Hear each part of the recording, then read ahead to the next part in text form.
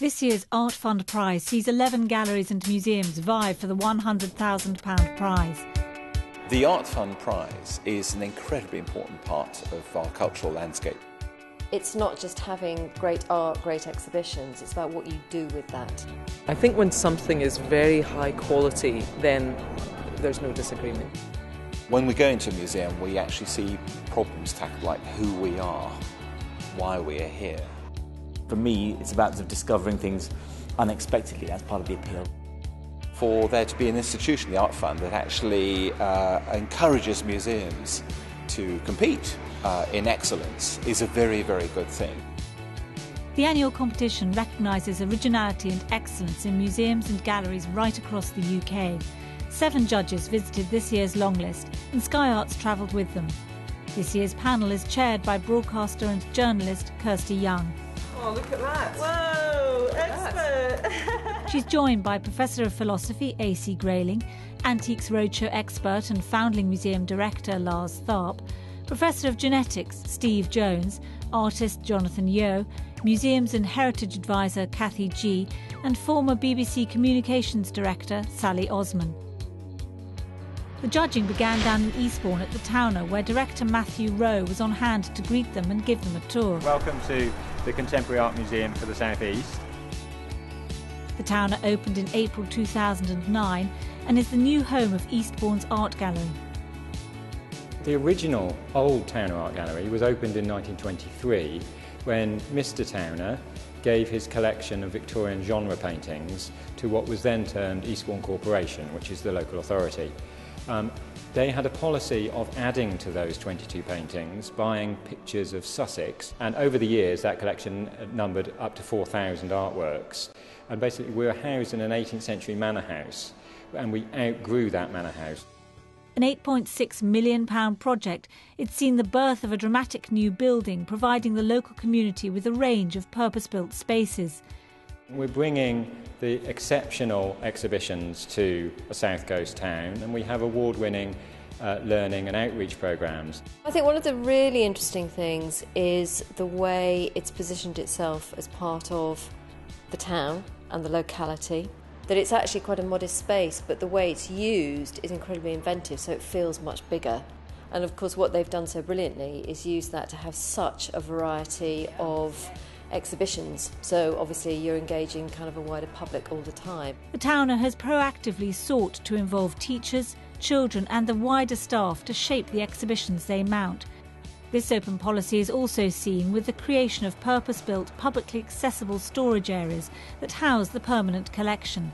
This screen contains work given to us by a local collector. This Walter Sickert painting, an original by Paul Nash, these are works that we couldn't necessarily buy. One of the really interesting things is how the team here are really trying to bring the public in and engage them in the decision making as well, which is really impressive. Next up for the judges was the controversial £22 million expansion of the Royal Institution of Great Britain in Mayfair. Home to Michael Faraday and his Christmas lectures, it was opened in 1799 and has been one of the world's most prolific centres for scientific discovery. 10 chemical elements were discovered there, and from the odds and ends that became the first electrical transformer to the tube that told us why the sky is blue, one can see the actual objects that RI scientists built and used in some of the world's most famous experiments. I'm Frank James, I'm Professor of History of Science here and Head of Collections and Heritage, which means I played a major role in reinterpreting the building and all the exciting scientific objects you'll be seeing over the next 2 or 3 hours. Good. The substantial redevelopment has, however, been mired in controversy, with the redundancy of their director, Susan Greenfield, and financial difficulties hamstringing the institution. I'm a museum director myself, so I'm always interested in everything from what's on display to the actual balance sheet, because one of our criteria is obviously the viability of a museum. No good giving an award to a museum if it doesn't have some sense of its own survival or moving forward. So there are some quite tough nitty-gritty questions. We haven't actually asked them yet today, but believe me, they're there. This is the first electric transformer in the world. It's what allows power to be generated at the power station at 140 1000 volts, arrives at your home at 240 volts, you're in a 2% energy loss. From a heritage point of view, the major change brought about by the reinterpretation of the building was a completely new display of the Royal Institution's iconic objects. Previously, these had either been displayed in a cul-de-sac or in a very obscure area. Basically, that was unsatisfactory in museum terms. A 40% increase in public spaces has seen the arrival of a new restaurant, the major refurbishment of the world-famous lecture theatre, and a lower ground floor given over to the rich collection of RI experimentation materials, including the exhibition highlight, Faraday's 1850s magnetic laboratory. We've got one of the world's first purpose-built scientific research laboratories, and to counteract that we've put in one of our own modern research laboratories, and they still do work on magnetic particles. I think what the Institute needs to do, and to an extent has done, is to show that science is a human activity. It's probably less of a human activity now than it was when the Institute was founded, because most scientists now are boring, underpaid, lower middle class men, and they aren't these grand eccentrics who did the astonishing work here. But I think it's worth reminding ourselves of how important this place is as a sort of icon of science. One of the most ambitious projects in this year's list is the £61 million redevelopment of the Ashmolean Museum in Oxford. The judges were met by Christopher Brown, former Chief Curator at the National Gallery and now Director of the Ashmolean. The Ashmolean is a great public museum. It's part of the University of Oxford, but it's always been a public museum. It opened in 1683, so it's the oldest public museum in this country, and we think in Europe and therefore in the world. Spanning the civilizations of East and West, the collections chart the aspirations of mankind from the Neolithic era to the present day. These are the greatest collections of art and archaeology outside London. In many cases, they're greater than the great National Museum. So wonderful Egyptian collections, wonderful archaeological collections, wonderful collections of Western art, paintings, drawings. Its existing Grade 1 listed building has been extended to provide 39 new galleries, an education centre, restaurant, stores and lavish new conservation studios. We've excavated out a floor and then linked up with the lower ground floor in the old building, and we built the whole thing back on six floors. Any room you're in, it feels like you can see through walls, through windows, across levels, into other interesting displays going on in completely different bits of the gallery. A new display strategy, Crossing Cultures, Crossing Time, takes visitors on a journey of discovery across the new building, where themed galleries explore connections between objects and activities common to nearly every culture. When it comes to objects that really typify or characterize crossing cultures, there are a couple objects that really do spring out. One of them is this standing Buddha. If you look at it, it does look very Indian because it's a theme of Buddha. But when you look at the actual details of the sculpture, and this is a sculpture from the 1st, 2nd century AD, you look at the drapery, the pose, it looks very Roman, like a togatus figure, a Roman senator. It shows you the influence of the West. Existing education programmes have been reinvigorated to make full use of the transformed displays and new ones created to reach wider and more diverse audiences. What it does here is to show me the beauty of what I'm looking at, but it tells stories, because I'm a human being and these things are made by human beings, and that's what links with me. That's why we have rapport with the past, is because it is about stories. One of the challenges for this year's judges was how to weigh up a £61 million project such as the Ashmolean with a smaller, more focused exhibition such as the one at the National Army Museum in London. It would seem to be an unfair comparison, and the only way we can get round this, and it's actually built into our instructions, is really to assess what has been the purpose of the design and have they achieved their intentions. The Conflicts of Interest exhibition at the National Army Museum cost a comparatively modest £573,000 and explores both positive and negative aspects of army life for the individual soldier. When you walk into the gallery, you're introduced to the idea of the army being made up of a number of different people, different faces, different stories, just from all of the images that we present you with straight at the start. Then we've got our area, which we call At Home, or the Army at Home.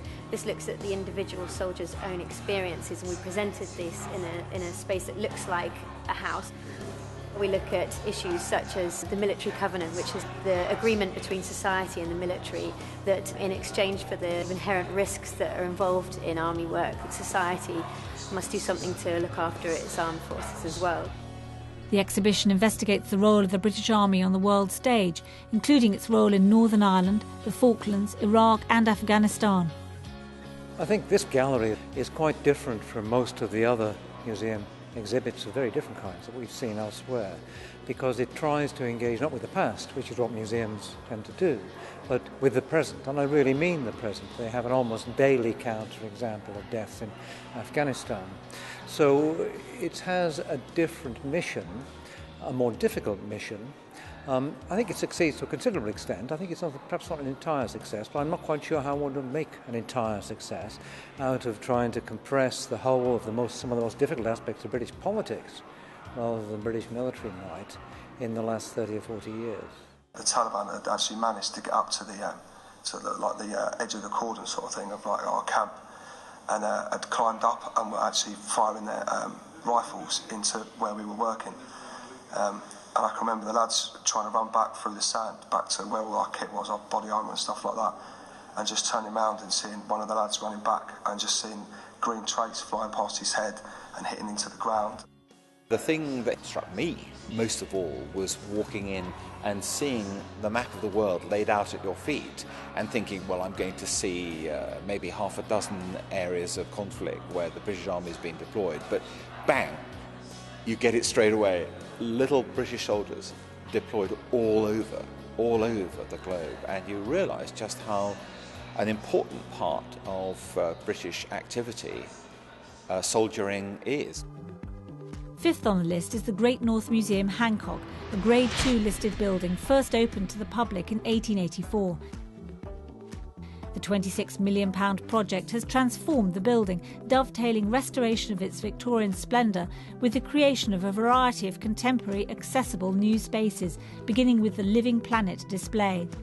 We've taken the sort of traditional idea of cases on the ground and put up a big bio wall, which is cases stacked almost on top of each other. And we've arranged the animals in climate zone order. So we've got polar bears at one end, where we're looking at polar climates, all the way to bearded dragons at the other end, looking at the desert environment. And one of the things that's allowed us to do is to really showcase the collections. In 2004, Newcastle University and City Council joined forces with Tyne and Wear Archives and Museums, the Natural History Society of Northumbria and the Society of Antiquaries of Newcastle upon Tyne in a partnership project to transform the interpretation, storage and display of their shared collections. Highlights of the new museum include spectacular objects from the ancient Greeks and mummies from ancient Egypt, a life-size T-Rex dinosaur, a major gallery showing the wonder and diversity of the northeast animal and plant kingdoms, as well as a large-scale, interactive model of Hadrian's Wall. We've now relocated that Hadrian's Wall display and about Roman life in the region into the central gallery in the museum, which is a really big, beautiful space. Bringing together three major collections amassed over the last 250 years has enabled the museum to develop its educational offer, notably with its Explore gallery. Half of the gallery is always open to the public, and half of the gallery is like a giant walk-in store cupboard at the museum, where we can run lots of different types of workshops as drop-in sessions with the general public, allowing them to get up close and personal with the collections.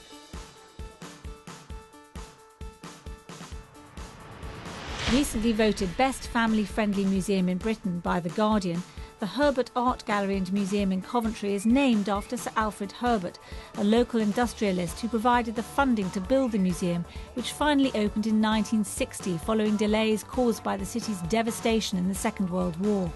Its wide-ranging permanent collections include the visual arts, social history, archaeology and natural history.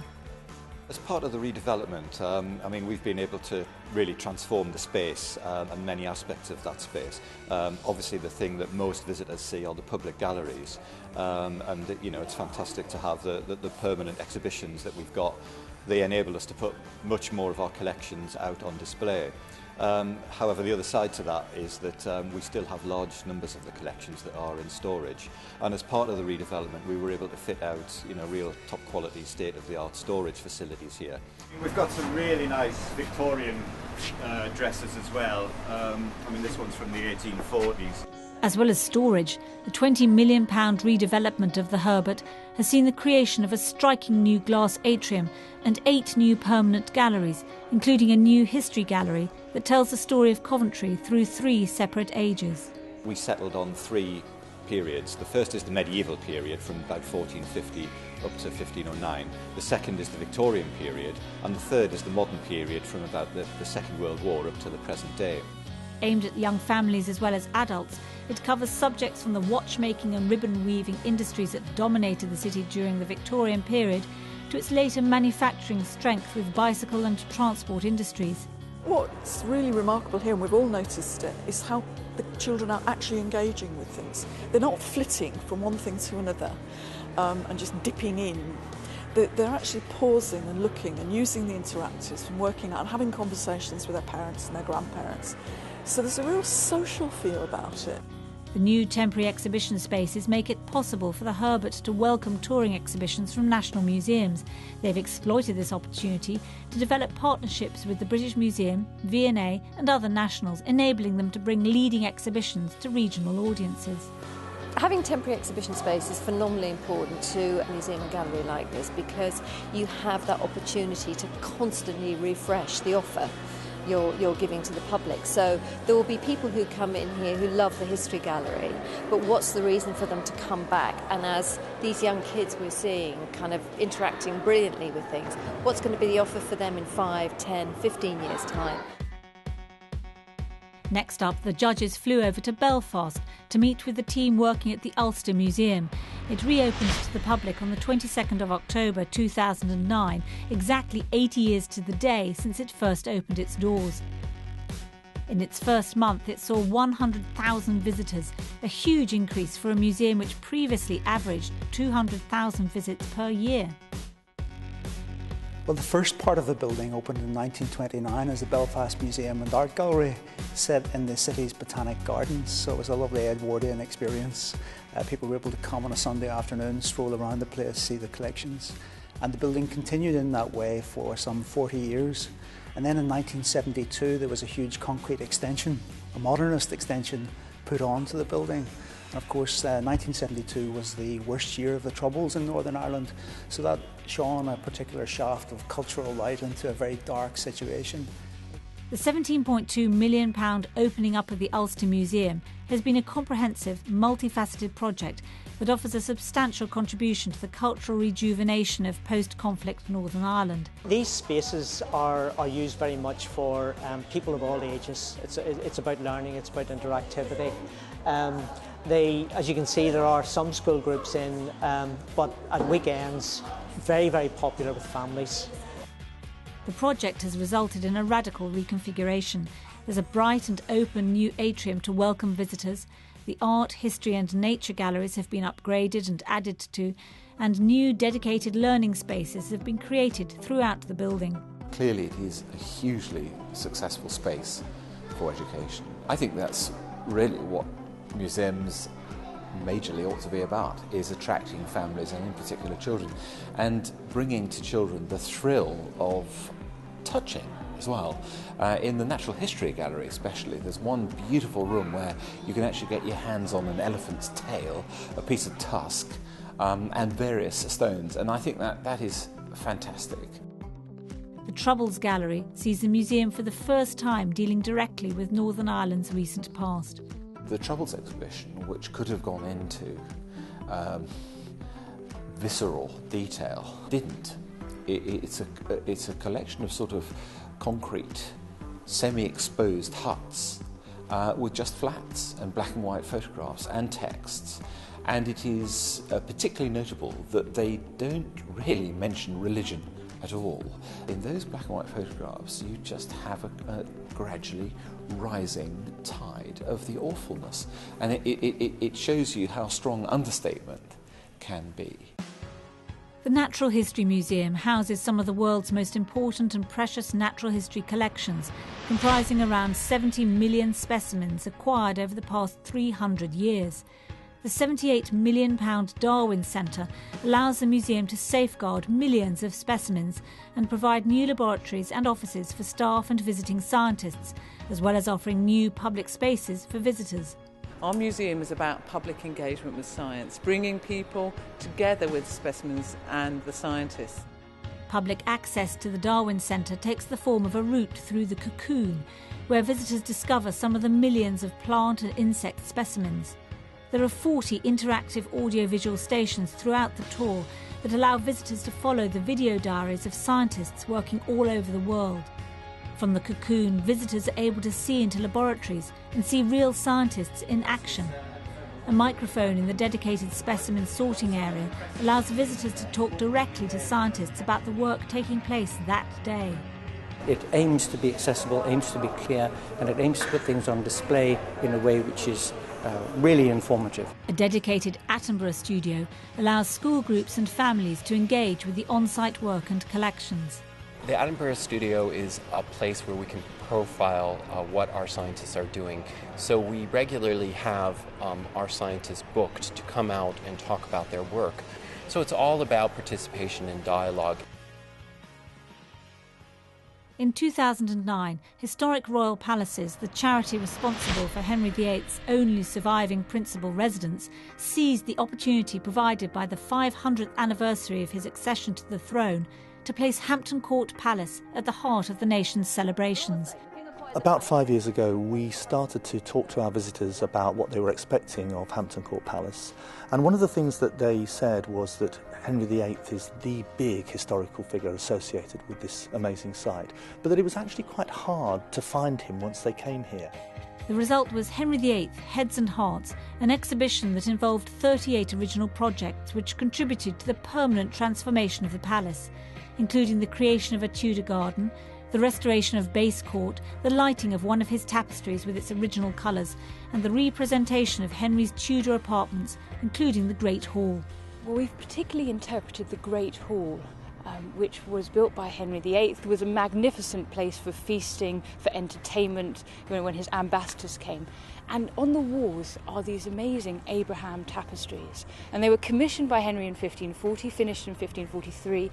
They're probably the most valuable thing in the Queen's collection. And this year we've had an exhibition going on to reproject light on them so you could see what they would have looked like in their heyday. At the core of the visitor experience was a daily reenactment of Henry VIII's wedding to his sixth wife, Catherine Parr, whom he married at the palace in 1543. I have decreed that this wedding is not to be a wedding where various courtiers shall gather around for their own advantage. Oh no.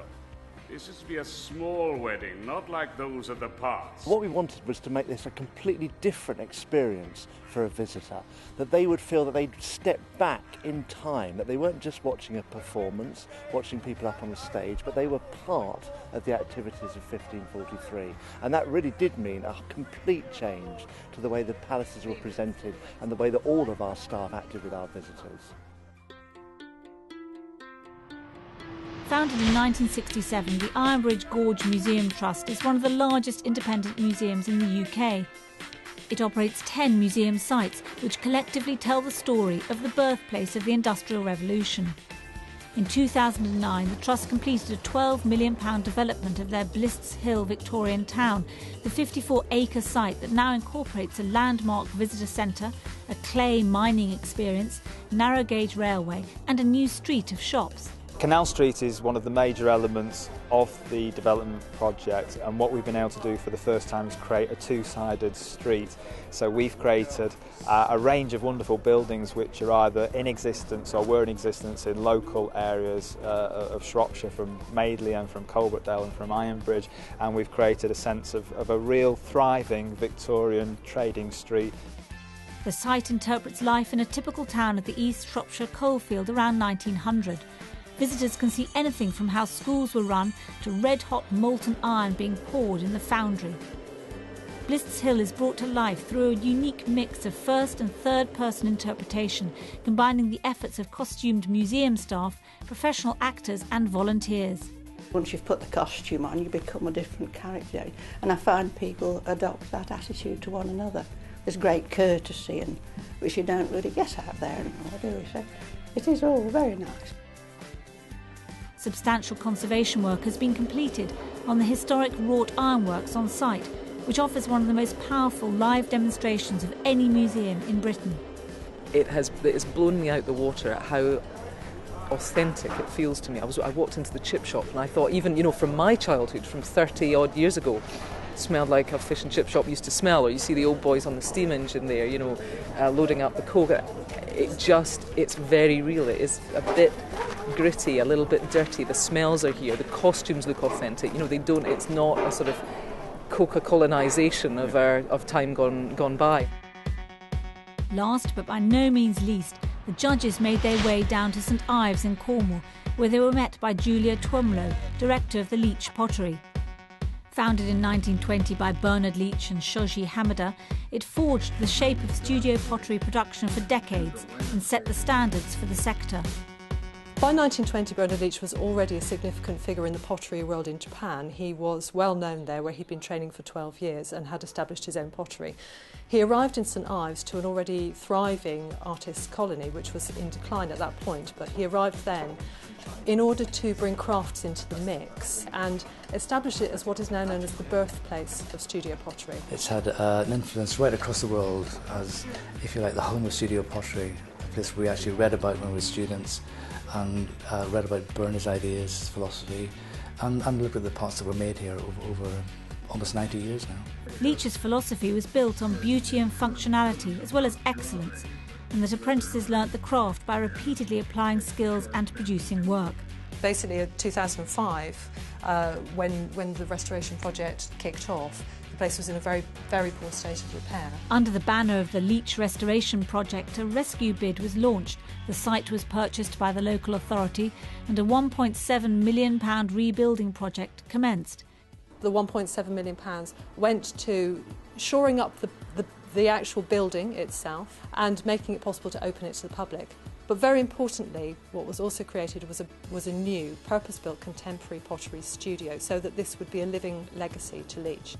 But the fact is that the Leach pottery was a huge sadness to any of us involved in the ceramic history of this country, was actually a dilapidated, collapsed shed. And we all thought it was going to simply disappear. But it's been revived, and we get some sense of Leach being here. So it is the beginning of a project, and I think to be able to answer how successful it is, we'd have to come back in 5-10 years' time.